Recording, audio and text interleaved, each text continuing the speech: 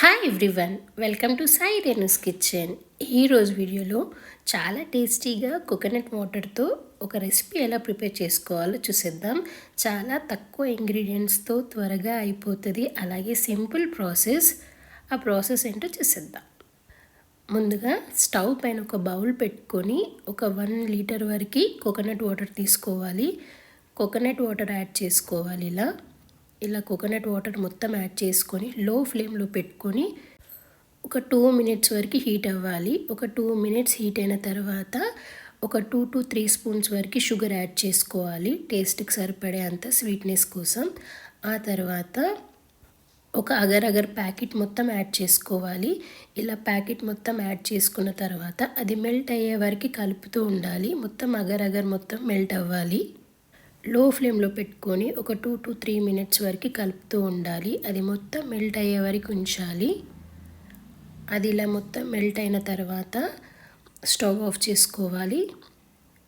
Stove off చేసుకొని ఆ తర్వాత మొత్తం వడకట్టేసుకోవాలి. ఒక బౌల్లో మొత్తం వడకట్టేసి పెట్టుకోవాలి.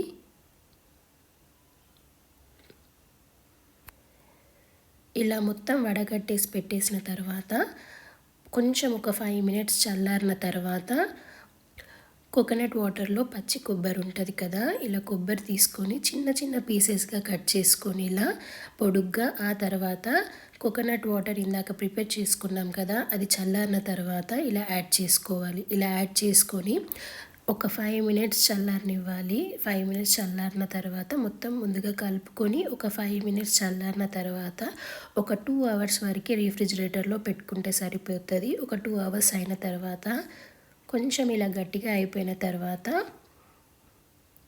తీసేసి చిన్న చిన్న పీసెస్గా కట్ చేసుకోవాలి. అంతేనండి, చాలా ఈజీ ప్రాసెస్.